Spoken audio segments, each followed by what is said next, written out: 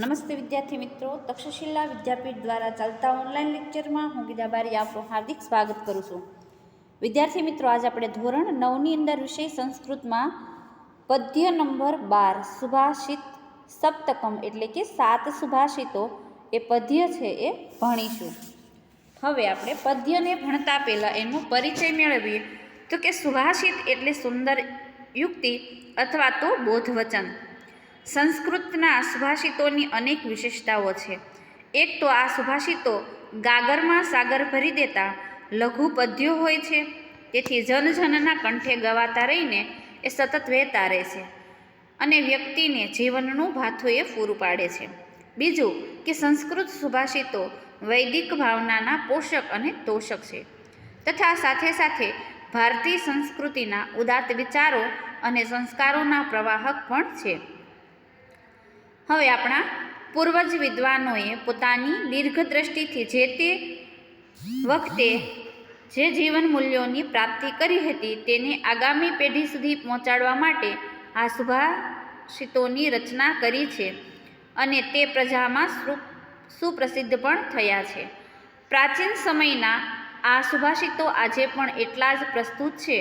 આજે પણ તે કોઈ પણ જાતના ભેદભાવ વગર દરેક માણસને આદર્શ અને આનંદપ્રદ જીવન જીવવાનો માર્ગ કંડારી આપે છે.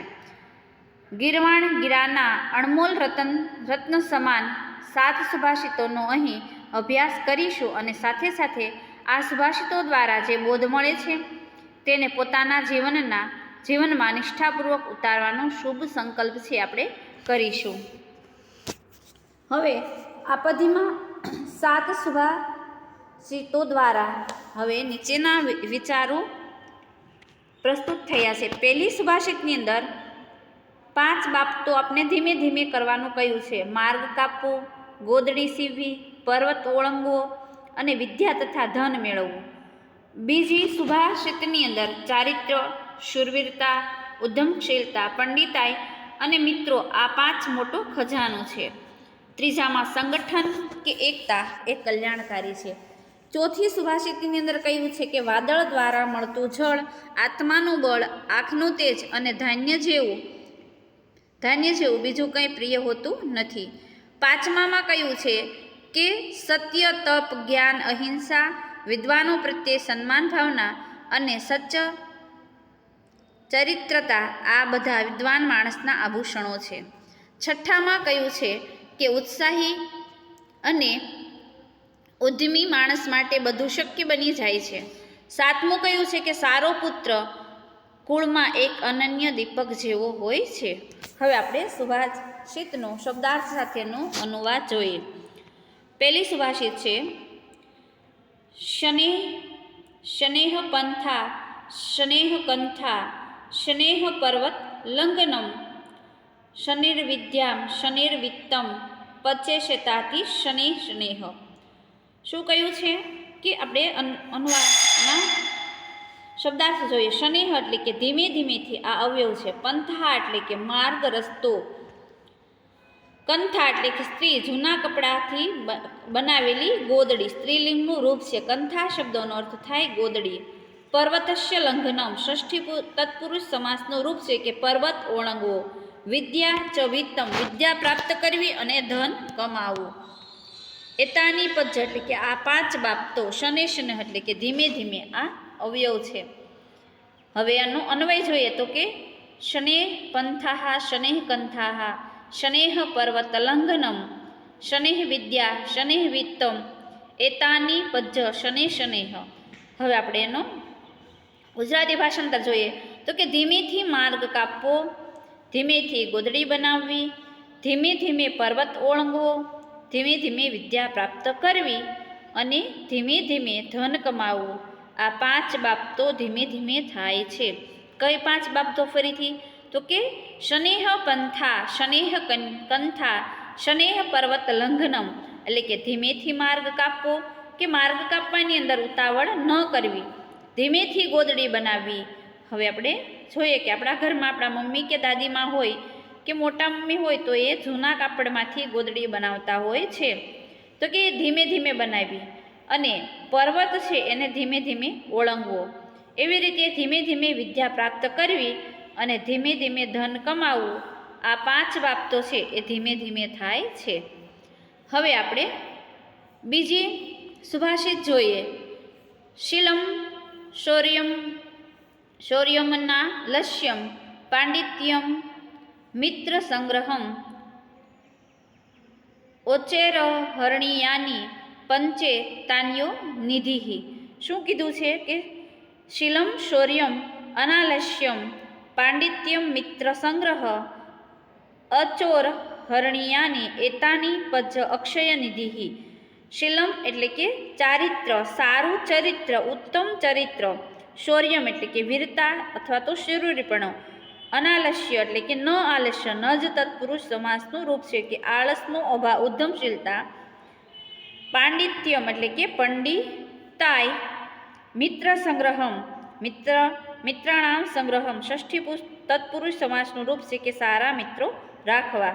ચોરેહ હરણિયાની એટલે કે ચોર ચોરી ન શકે તેવા. એતાની પજ આ 5 બાબતો. અક્ષય ન વિદ્યતે શય યશ્ય જેનો, આ ન જ બહુવ્રીહી સમાસનું રૂપ છે. અવિનાશી ન ખૂટે તેવો. નિધિ એટલે કે ખજાનો છે. હવે આપણે એમનો અન્વય જોઈએ તો કે શીલમ શૌર્યમ અનાલસ્યમ પાંડિત્યમ મિત્ર સંગ્રહ અચોર હરણિયાની એતાની પચ અક્ષય નિધિ સંતિ. શું કીધું છે કે સારું ચરિત્ર, તમારું ચરિત્ર છે એ સારું હોવું જોઈએ. શૂરવીરતા, તમારામાં વીરતા હોવી જોઈએ. ઉદ્યમશીલતા એટલે કે ખંત મહેનત હોવી જોઈએ. પંડિતાઈ અને સારા મિત્રોનો સંગ્રહ. ચોર ચોરી ન કરી શકે તેવી આ 5 બાબતો અવિનાશી ખજાનો છે, એટલે કે ક્યારેય ન ખૂટે તેવો ખજાનો છે. કઈ કઈ બાબત તો કે સારું ચરિત્ર હોવું જોઈએ, તમારું ચરિત્ર છે એકદમ પવિત્ર હોવું જોઈએ. તમારામાં શૂરવીરતા હોવી જોઈએ. ઉદ્યમશીલતા, પંડિતાઈ અને સારા મિત્રોનો સંગ્રહ. આ ચોર ચોરી ન કરી શકે તેવી આ 5 બાબતો છે એ અવિનાશી ખજાનો છે, એટલે કે ખૂટે નહીં તેવો ખજાનો છે. હવે આપણે ત્રીજી જોઈએ. સંહતિ શ્રેયસી પુંજા વિગુણેશ્વી બંધુષુ તુષેરપી પરિભ્રષ્ટા ન પ્રરોહંતી તંદુલાહા. હવે પહેલાં આપણે એના શબ્દાર્થ જોઈએ. વિગુણેશુ એટલે કે વિરોધી ગુણ ધરાવનારાઓમાં, બંધુષુ સગાઓમાં, આ નામનું વિશેષનું વિશેષણ છે. પુંજામ એટલે કે મનુષ્યોનું. પુંજામ શબ્દનો અર્થ થાય મનુષ્યોનું. સહતિ હિ એટલે કે સંગઠન, એકતા. શ્રેયશ્રી એટલે કે કલ્યાણકારી. તૃષેહ એટલે કે કુશકાઓ વડે. કુશકાઓ કોને કહેવાય તો કે ડાંગર ઉપરના જે છોતરા વડે, છોતરા હોય એને. પરિભ્રષ્ટા એટલે કે છૂટા પડેલા. તંદુલાહા એટલે કે ચોખા. ન પ્રરોહંતી એટલે કે ઉગતા નથી.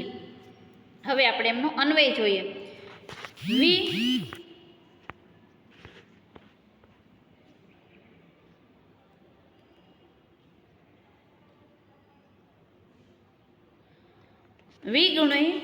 વિગુણેષુ અપી બંધુષુ પુંચાં સંહતિ શ્રેયસી તૃષેઃ અપી પરિભ્રાષ્ટા તંદુલાહા ન પ્રરોહંતી એટલે કે વિરોધી ગુણ ધરાવનારા સગાઓમાં પણ માણસોની એકતા કલ્યાણકારી હોય છે. શું કીધું કે વિરોધી ગુણ ધરાવનારા જે આપણા સગાવાલા હોય બધા એક સરખા ગુણ ધરાવતા હોતા નથી, પરંતુ વિરોધી ગુણ ધરાવનારા સગાઓમાં પણ માણસોની એકતા કલ્યાણકારી હોય છે. કુશકાઓથી છૂટા પડેલા ચોખાના દાણા ઉગતા નથી. એની માટે ફરીથી તમારે ચોખા ઉગાડવા હોય તો એની માટે એની ઉપરના જે છોતરા હોય એ હોવા જોઈએ. હવે આ 3 સુભાષિતો આપણે અહીંયા રાખીએ છીએ. આગળની સુભાષિતો છે એ આપણે આગળના લેક્ચરની અંદર